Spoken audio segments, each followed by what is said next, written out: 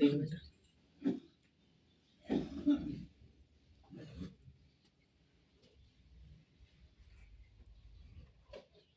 दिखता है यानी कितने बारी